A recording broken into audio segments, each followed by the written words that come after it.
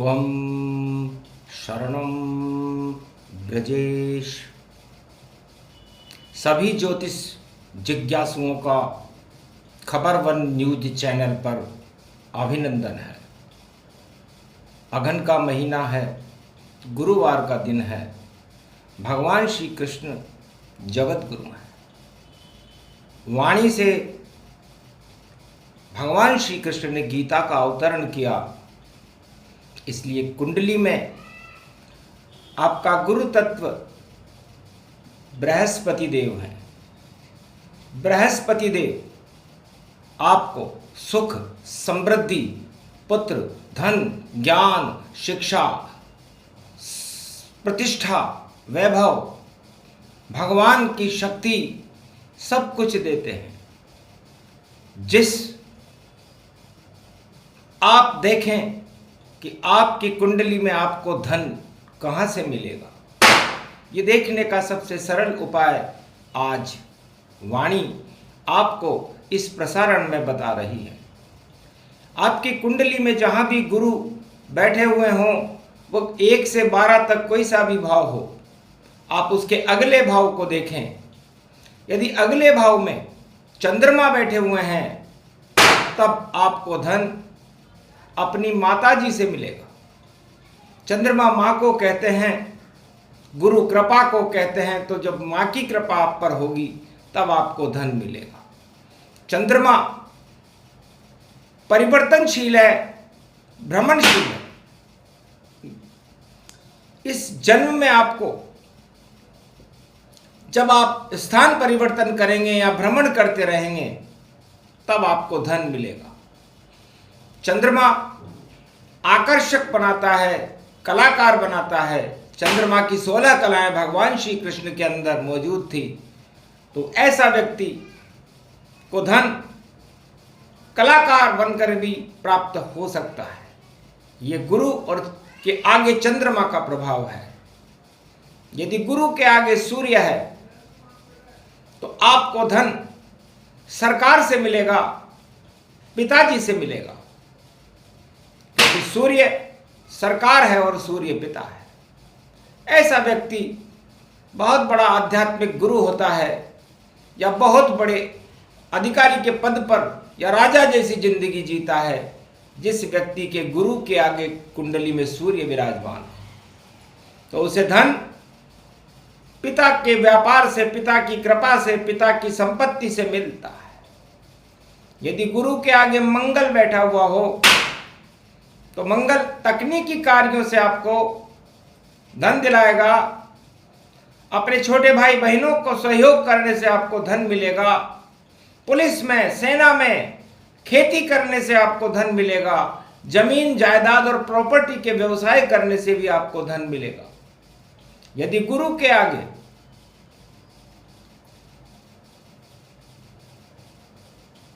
शनि बैठे हुए हों, तो आपको धन सरकारी नीचे तबके की नौकरी करने से मिलेगा। आपको निम्न स्तर के कार्य करने पड़ेंगे, या किसी धार्मिक मंदिर के अंदर आपको समाज सेवा के कार्य करने पड़ेंगे, तब जाकर के आपको धन मिलेगा।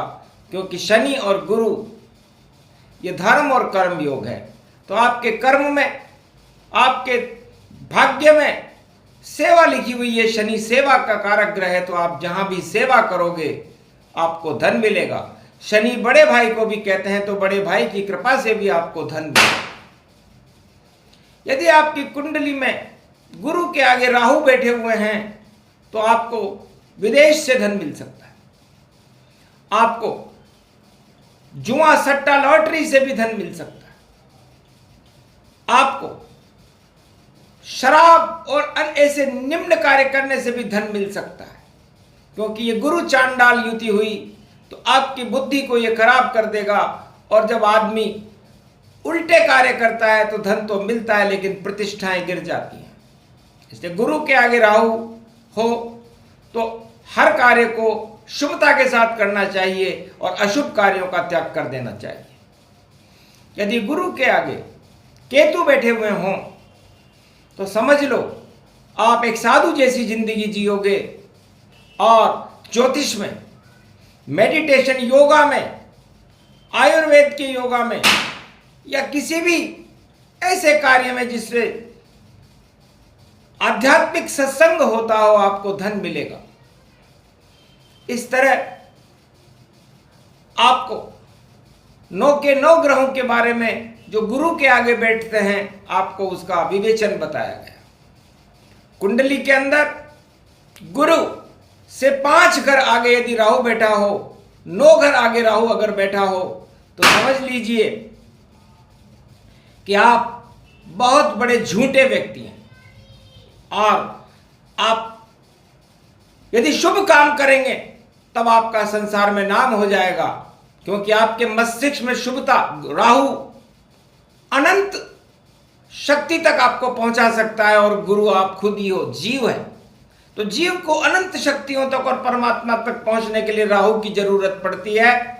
इसलिए गुरु और राहु वाले व्यक्ति को हमेशा शुभ काम करने चाहिए, और अशुभ काम करने से वह व्यक्ति शराब, जुआ, सट्टा और अपने जीवन को बर्बाद कर लेगा, बीमार रहेगा, जिसके गुरु और राहु का चांडाल योग होता है। क्योंकि राहु एक यमराज है और गुरु धर्मराज है।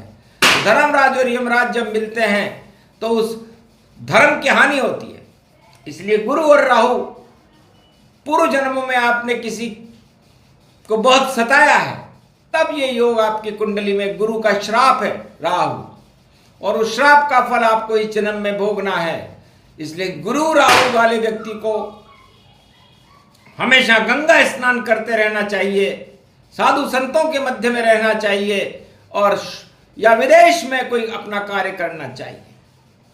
यदि गुरु के 5 घर आगे सूर्य बैठा हो या 9 घर आगे सूर्य बैठा हो, तो यह भी एक अच्छा योग है।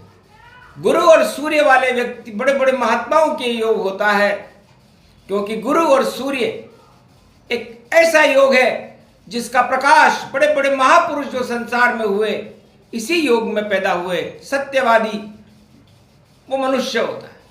और यदि गुरु और राहु के बीच में चंद्रमा आ जाए तो वो महाधोखेबाज व्यक्ति होता है, उससे सावधान रहना चाहिए। वो अपने जीवन में छल, कपट और पाखंड करते हुए राजनेताओं के योग बहुत कुंडलियों में पाया जाता है। गुरु चंद्र राहु, झूठा है इंसान, जो भी वाक्य बोलेगा उसे झूठ ही मान।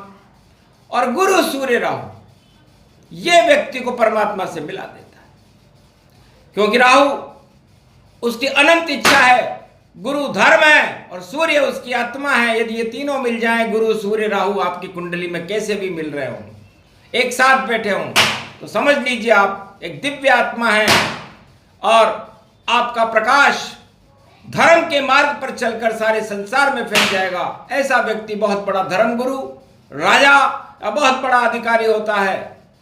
सूक्ष्म से ही गुरु ज्ञान से, और वाणी दिया बताए, त्वम शरणम ब्रजेश जपते रहो तो गुरु कृपा मिल जाए। तो ये त्वम शरणम ब्रजेश मंत्र भगवान श्री कृष्ण ने गीता इसी मंत्र के ऊपर लिखी है। 18 अध्याय गीता के इसी मंत्र पर लिखे हुए हैं, जो त्वम शरणम ब्रजेश एक शरणागत मंत्र है, इसलिए गुरु मंत्र नहीं बनाया। और इस मंत्र को सबसे पहले अर्जुन को अगन के महीने में भगवान कृष्ण ने कुरुक्षेत्र के मैदान में गीता बना करके सुनाया था। तो गीता 56 भोग बन गई, और कृपा हुई श्री कृष्ण, कुरुक्षेत्र ही हट गया धर्म क्षेत्र का जश्न, और भारत में धर्म क्षेत्र बना। तो है ज्योतिष के जिज्ञासुओं, भारत को धर्म क्षेत्र बनाने के लिए आप अपनी कुंडली का स्वयं अनुसंधान करें, सत्य के मार्ग पर चलें, और झूठे व्यक्तियों को इस भारत से बाहर निकालें, क्योंकि झूठ से भारत गारत हो जाए। और देखो हुआ कुरुक्षेत्र, और महाभारत में साफ हो गए जितने राजा थे श्रेष्ठ। तो राजा धृतराष्ट्र जो अंधा राजा था, और 18 अक्षौणी सेना और दुर्योधन का सफाया हो गया, क्योंकि झूठ का मार्गदर्शन उन्होंने 12 वर्ष तक सत्य के मार्ग पर पांडव चलते रहे तो धर्मराज बने। इसलिए गुरु राहु की कुंडली, गुरु सूर्य की कुंडली और गुरु के आगे जो भी ग्रह बैठता है वही धन प्रदाता होता है। आप अपने जीवन में इस विश्लेषण को जीवन में उतारें, देखें और सबको समझाने का प्रयास करें। बोलो जय श्री कृष्ण।